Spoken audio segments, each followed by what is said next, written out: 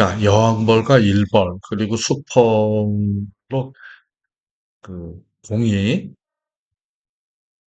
아래 단계는 1, 2, 3일까지는 아래 단계로, 그 다음에 4일서 9일까지는 유충의 단계를 거치는데요.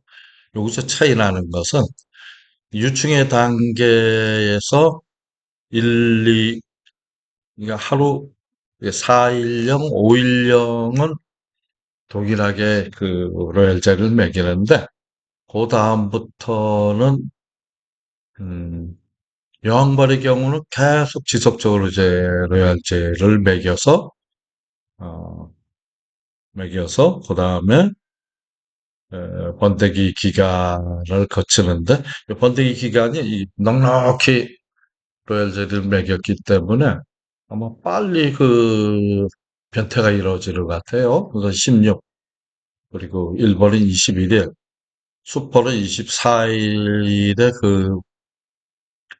번데기 기간을 거칩니다. 그래서 로얄젤리를 먹이긴 하지만 일벌이나 수펄의 경우는 어, 3일 이후에는 그러니까 4, 5, 6 이후에는 꿀과 꽃가루 그리고 물 그리고 미리 소화된 꽃과 화분 이런 것을 먹이죠. 그래서 여기서 일벌과 수펄, 일벌과 여왕벌은 다 암컷이지만 그 차이점이 여기 먹이가 다르다는 거죠. 그 로얄 패밀리들은 로얄 젤리만 먹이는 거죠. 그래서 태어나서 늘상 강조하는 건데, 아, 4일이나 5일 정도 지나면, 약간 성적으로 성숙을 해서, 그 다음에 교미 비행을 떠나죠. 그럼 대략 한 6일 정도, 들락날락 하는데, 이때 날이 갑자기 추워진다든가 장마 이런 일이 일어나게 되면은 충분한 교미를 못해서 이 봉분의 장래가 굉장히 그 밝지 못한 결과가 나오는 거죠. 수펄의 경우는 태어나서 한 성적인 성숙이 일어나기까지 한 12일 정도가 더 걸리는 거죠. 그러면은 24일 더하기 12일, 그러면 36일이죠. 산란해서 36일 되어야 수컷에 부시를 하는 거고, 여왕벌은 산란해서 21일이 돼야 그 암컷으로서의 어, 기능을 하는 거죠. 그러면 36에서 20일 빼면 10, 어떻게 됩니까? 30, 20, 대략 한 2주 정도 차이가 나죠. 요것은 이제 다음 그림에 또 나와 있는데, 일벌들, 그리고 여왕벌, 수퍼의 단계별로 기능이 차이가 나는 것을 보여주고 있어요. 여왕벌 같은 경우에는 16일 만에 태어나서 여기 R3일 하나, 둘, 셋, 넷, 다섯 어, 여기 그러니까 번데기가 아니라 유충이 단계죠. 그럼 8일 하나, 둘, 셋, 넷, 다섯 8일이죠. 사실 조금 전에 이제 그 4일에서 9일 사이라 그런데 반나절 정도가 이제 차이는 나요. 그래서 일본 같은 경우에 어 8일 하고 하나 둘 셋 넷 다섯 고이 요거 반나절 정도 뭐 차이가 좀 나고 그런 것 같은데 어쨌든 뭐 그 크게 중요한 건 아니고 이 번데기 기간이 짧아요. 그래서 어 번데기에서 태어나면은 16일이 되는 거죠. 그 다음부터 하나, 둘, 셋, 넷, 나흘 동안은 제 성적인 성숙이 일어나고, 요거 태어난 아기가 뭐 처음부터 또 어른 행세할 수는 없죠. 사춘기까지 성숙하는데 몸도 껍데기도 딱딱해지고 하는데 나흘이 걸립니다. 그 다음에 교미 여행을 하는데 하나, 둘, 셋, 넷. 6일 정도의 그 여유가 있죠. 그동안 저 들락날락 한간에는 한 번 나가면 절대 안 들어온다. 다시는 교미 안 한다 그러는데 그렇지는 않은 걸로 알려져 있어요.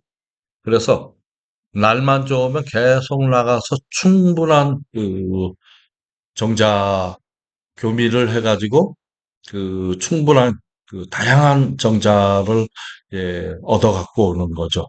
그러니까 많이 교미할수록 유전적인 다양성이 이제 커지는 거죠. 그래갖고 돌아와서는 이제 산란을 하게 되는 거죠. 이 이후로는 진짜 안 나가요. 그래서 요 기간 동안에 충분한 그 교미를 많은 넉넉한 수퍼라고 얼마나 하느냐.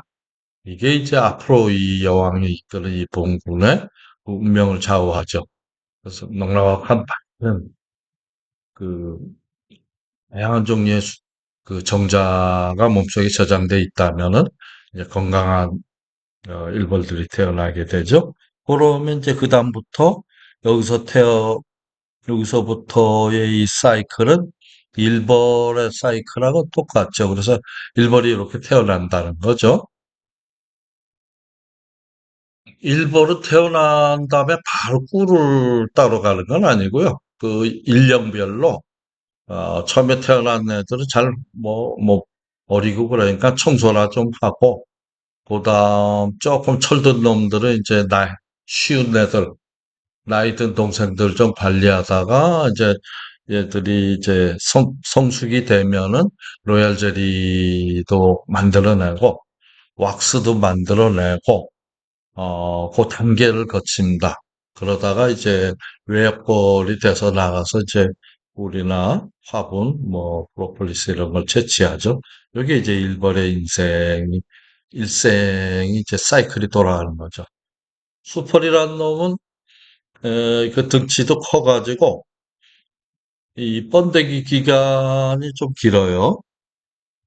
한 14일. 그러니까 토탈리 그 전체적으로 24일 산란 후 24일에 태어나서 그다음에 성숙이 일어나는 기간도 대략 한 2주일 걸리죠. 30 하나, 둘, 셋, 넷, 다섯, 여섯, 일곱, 여덟, 아홉, 열, 열하나, 열두, 열세. 대략 한 2주 있어야 그 교미여행을 떠날 수 있다는 거죠. 그러니까 그 여왕벌이 교미여행을 떠나는 요 시기에 맞춰서 수펄들이 또 같이 교미여행 가서 같이 교미를 해야 되니까 여왕벌의 왕대가 생기기 대략 한 2주일쯤 전에 이미 수풀의 왕대들이 생기는 것을 여러분들이 확인할 수 있을 거예요. 그래서 수풀 왕대가 왕성하게 그 생성이 된다. 그러면은 좀 있으면 영벌 왕대 자연 분봉이 시작되겠구나.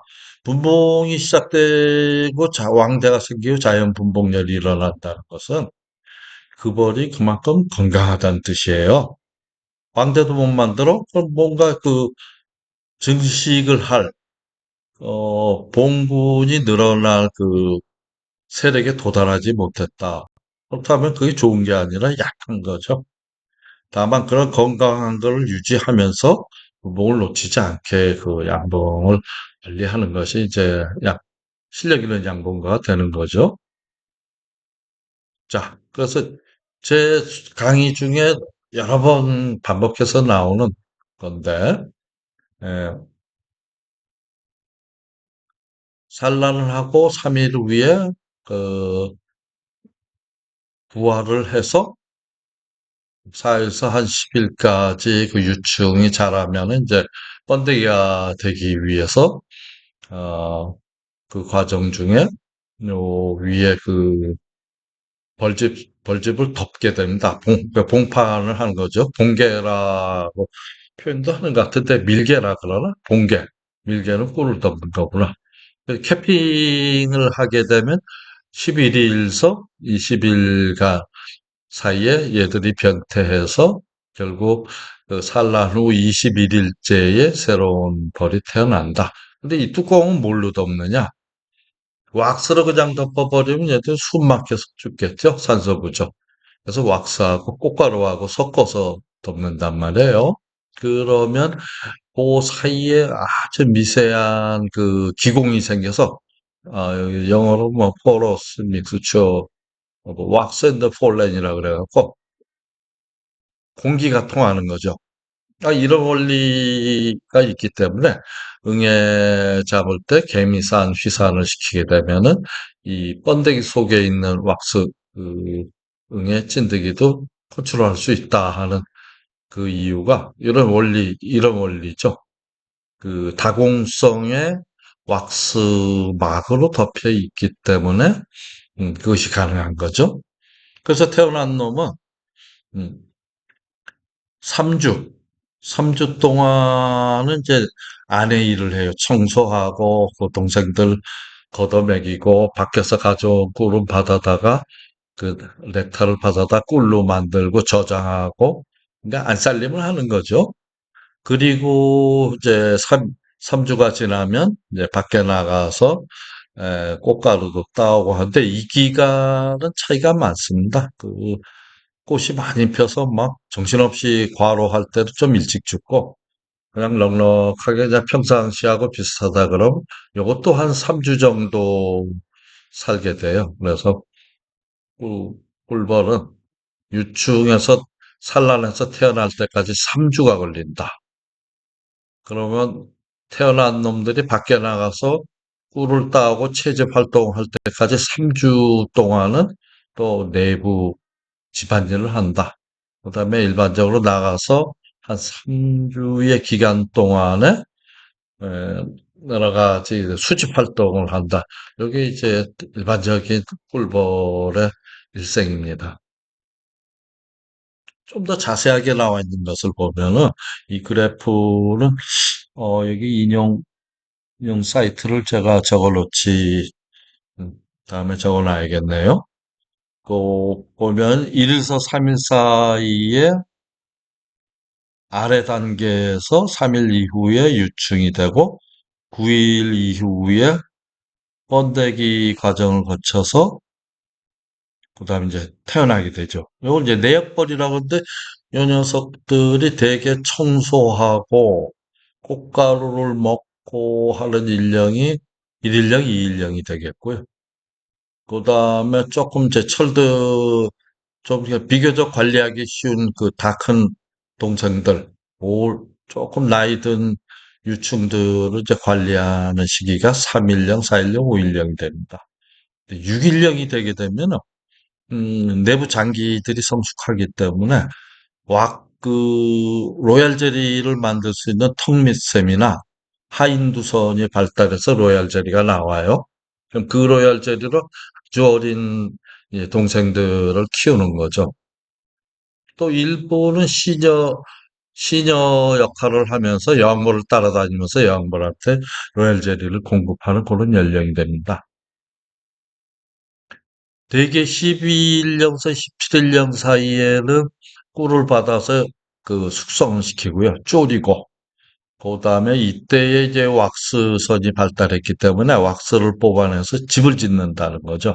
왁스가 나와서 그다음에 집을 짓고 그래서 이제 외역봉이 되기 전에 이제 말기 고참 병장이 됐을 때는 집을 지킵니다.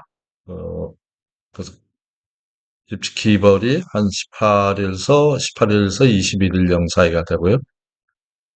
요 사이사이에 들락날락하면서 우리말로는 난놀이라고도 하는데 벌들이 자기 벌통 위치를 익히면서 한 5분, 10분 나가서 날다가 조용히 문을 향해서 날다가 다시 들어가는 그런 활동을 하게 되는데 아주 보기가 좋습니다.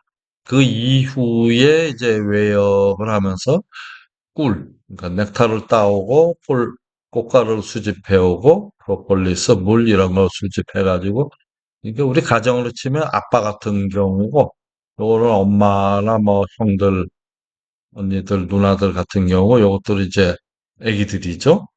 이렇게 한 군이 이루어지는 거죠. 그래서 보통 이 외역볼 아빠들은 이제 과로사 하면 15일 2주 만에 죽고 조금 넉넉하면 7루나는 어떻게 됩니까? 5, 7, 35.